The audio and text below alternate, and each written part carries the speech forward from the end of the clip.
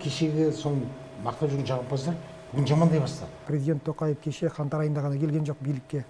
19 жылдан бастап президент болып отыр. Онда биліктегі қазіргі біраз шолақ белсенділерден арылар ма едік? Ассалаумағалейкум, құрметті ағалар, қош келдіңіздер. Бұл Жебе қоғамдық бірлестігінің YouTube арнасында подкаст жобасы.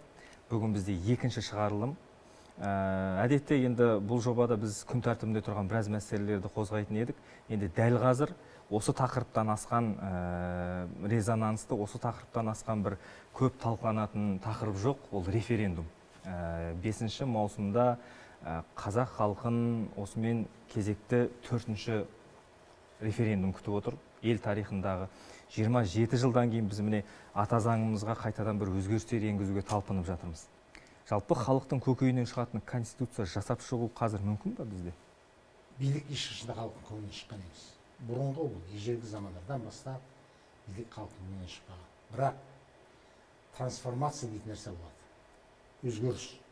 Өзгерісті кіргізу. Ол бірінші өзгеріс не? Біз супер президенттік мемлекетте өмір сүрдік. Оның қандай болған, неменеге әкеліп соққанын ашып айтады емес, бұқаралық ақпарат құралдары жазып жатыр. Енді Тоқаевтың айтып отырған бір нәрсе өте қатты ұнап отыр маған. Басқалар қалай екен білмеймін. Маған дейді, президенттің өкілеттігін азайту. Парламент заң шығаратын бізде орган бар ғой. Парламентті біраз билік беру. Бұл енді біздің басты мәселелер. Мұндай трансформация өту үшін бізге сананы өзгерту керек. Соның үшін жаңа бағана айтып отырмыз, әңгімелескенде. Біздің санамызда трансформация жүріп жатыр. Біз кеше коммунистік идеяменен, стереотиптік оймен ойлаған адамдар әлі де билікте отыр. Әлі жаңа Назарбаев кетіп қалса да, оның командасы әлі отыр, шындықты айту керек. Онымен бірден ауыстыру өте қиын. Себебі біз бір үй саламыз деп жаңадан үй құрылыс бастайтын болсақ, өзіміз тұрып жатқан үйді бүлдозермен сүзіп құлатып тастамаймыз. Сондықтан бұл халыққа ой тастайтындай үлкен жоба, және түбегейлі өзгеру керек. Себебі конституция келетін болсақ, конституция ата заң. 1747 жылы Америкада конституция қабылданды. Сонан бері 27 өзгеріс кірді. 1947 жылы Жапонияда конституция қабылданды. Бірде-бір өзгеріс кірген жоқ. Біздің конституциямыз қоймашының қойын дәптері сияқты, анау бір сан алып кетіп еді, мынау бір оны содан кейін оны қайтарып берді, жалақысын ұстап қалдық, айлығын ұстап қалдық. Енді орысшадан черновик сияқты. Мынау бізде қоғамда көп айтады, ақш-тың ата заңын айтады, жаңа ағамыз Жапон елінің ата заңын айтып отыр. Енді 200-300 жыл бұрын бірінші жаңағы промышленная революция дейміз, осы 1800-1900 жылдары болды, электричество мынау пайда болған кезде, паровая машина дейміз. Одан кейін міне 4-ші қазір промышленная революцияны жүзеге асырып отырмыз. Өзгеріс еңбеуге деген мен өзім сенбеймін, аға кешіресіз. Енді дәл осы жолға ата заңға өзгеріс, мынау соңғы бір елімізде болған дүрбелеңдер, соңғы бір үлкен саяси оқиғалар, соның бір қажеттілігінен туындаған дүние сияқты да. Өйткені дәл осы өзгерісті енгізбесек, ары қарай мынау талап бізге жол бермейтіндей болып көрінеді. Енді реформаның басқа қандай ерекшеліктері бар, қандай тұстарын ерекше атап өтуге болады? Мысалы, халық күткен не бар еді ішінде? Енді ағамыздың жаңа сөзін кішкене толықтыратын болсам, дұрыс айтып отыр. Билік енді барлығының бірдей көңілінен шығады деген мүмкін емес шығар. Ондай ешқандай елде жоқ шығар. Себебі адамда әртүрлі болады, адамның көпшілігі бар деген сияқты. Ол түгіл жалғыз өзі жеке басты азаматталатын болсақ, жаңағы өзінің үйінің жаңағы нелерінің бала шағасының көңілінен шыққанмен ағайын туыстың арасынан біреуінде болса, біреуінде реніш туып жатады, сұрақтар туып жатады. Сондықтан мемлекеттік деңгейде алған кезде ол енді мүмкін емес нәрселер. Дегенімен бұл жерде белесебетті қайра ойлап табу емес, басқа дамыған елдер бар.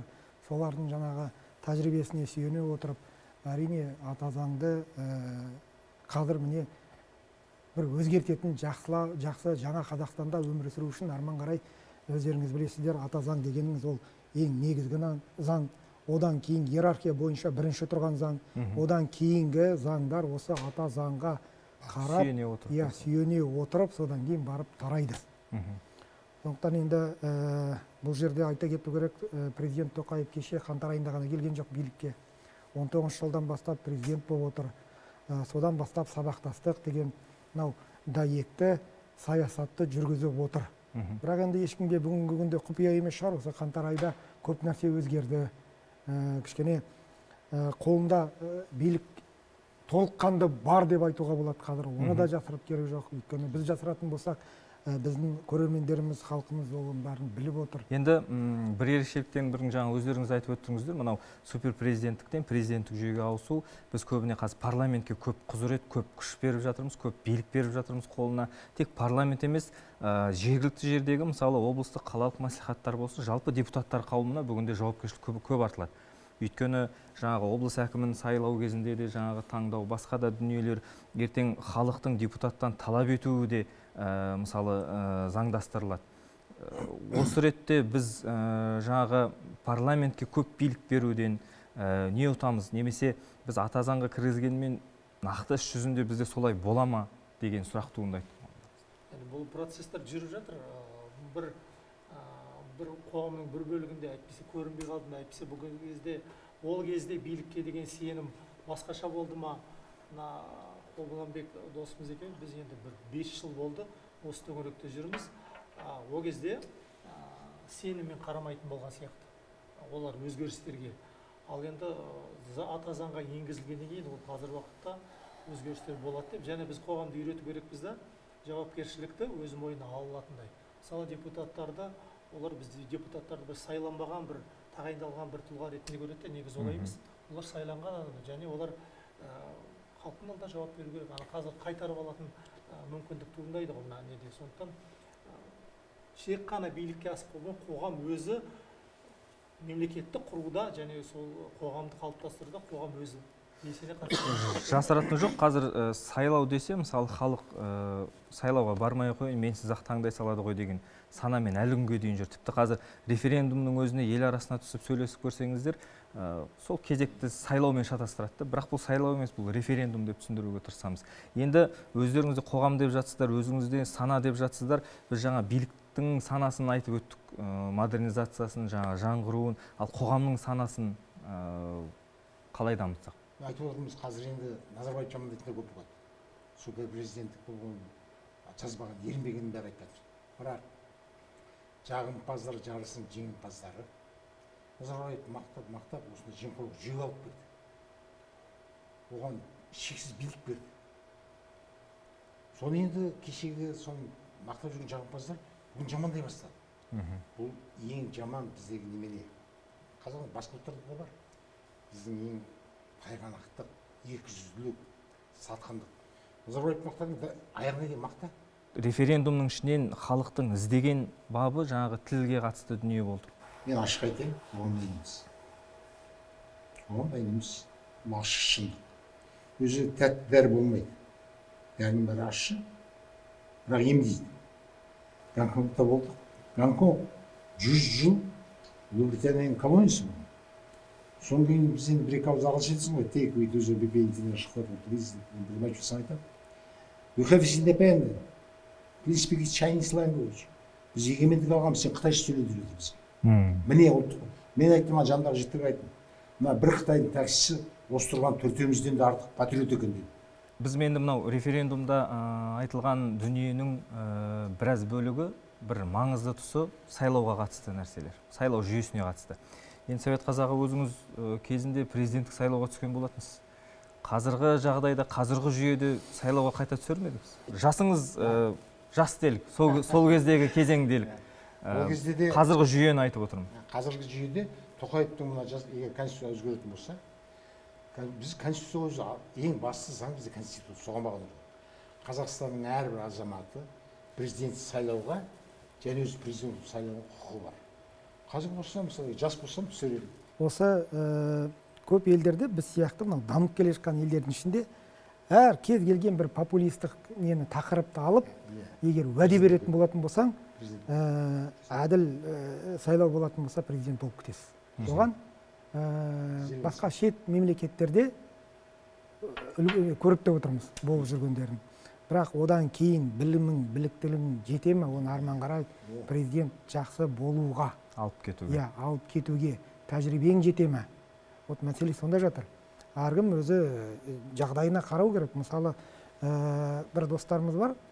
Осыдан 2 жыл бұрын сайлау болған кезде мәжіліске барасың ба, неге сен түс деген кезде ол айтты, жоқ, мен әлі дайын емеспін деді.